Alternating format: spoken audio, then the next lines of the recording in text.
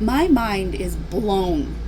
I'm telling you, it is blown. The emoji, that's me with the mind blown emoji. I just had therapy. I just had cognitive behavioral therapy. I am autistic, so I have a lot of questions. And so I was asking my therapist some questions about a situation I'm in right now and how to interact with people. And boy, was I way off. I thought people talked about stuff. If there's friction or tension or any type of issues, I thought people talked about it. Regardless if you were close, like close relationship or just acquaintances. If there was ever any friction, I thought we always talked about it and worked it out.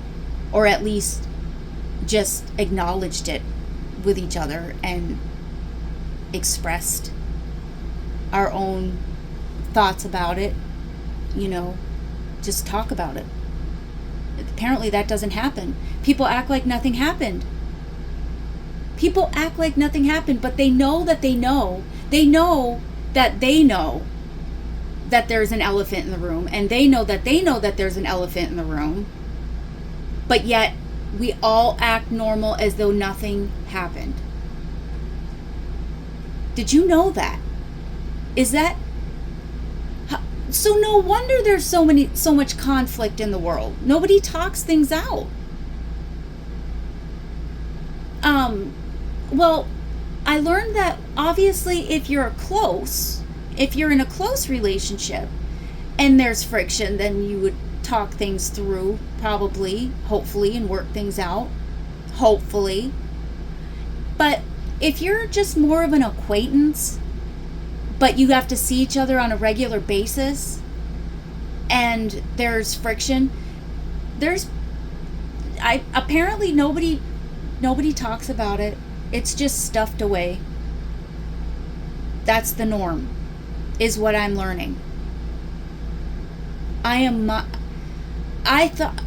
goodness I asked, because I was about to make a huge fool out of myself. I was about to go walking up on some of these people and be all like, feeling Frida with all my feelings, talking about how I feel the situation could be better, and maybe we could, compromise with this and talk out our problems and differences. And thank goodness I asked, because that would have been the wrong thing to do.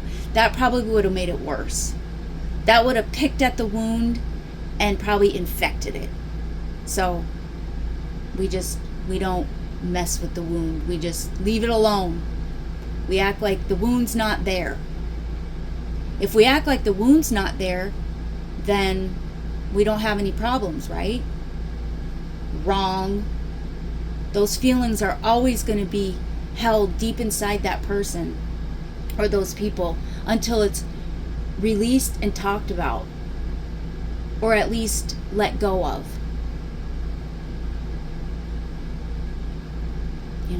It's not healthy. It's not a healthy relationship unless you talk things through, regardless if you're close or not.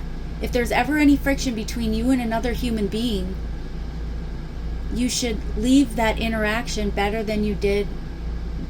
Leave that interaction better than it was when you first started interacting. Those are just my morning thoughts. My mind is blown. Thank goodness I had therapy this morning, because like I said, I was about to open my big oversharing mouth again with some people, and my therapist saved the day. So just wanted to kind of bring that to the world, that we don't talk about stuff. We got to start talking about stuff, people. We got to start talking about conflict and working things through and working things out instead of just stuffing it away. I guess it could go along with that phrase, pick and choose your battles, but that's kind of a totally different subject.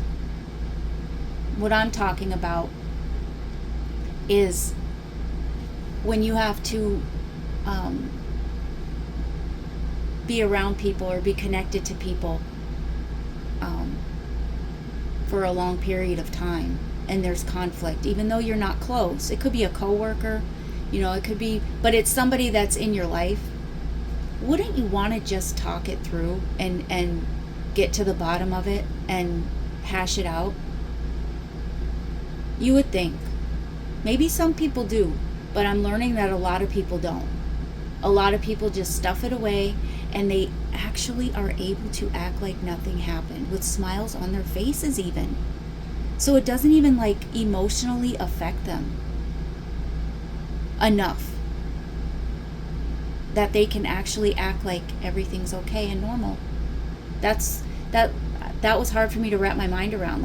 How can I actually act like that and show it on my facial expressions that I'm really truly acting like, hey, so how are you? How's everything going? Oh, okay. Well, I'm glad to hear you're doing well. How do you do that when you know there's friction there? People do it though. And I was masking for all of this?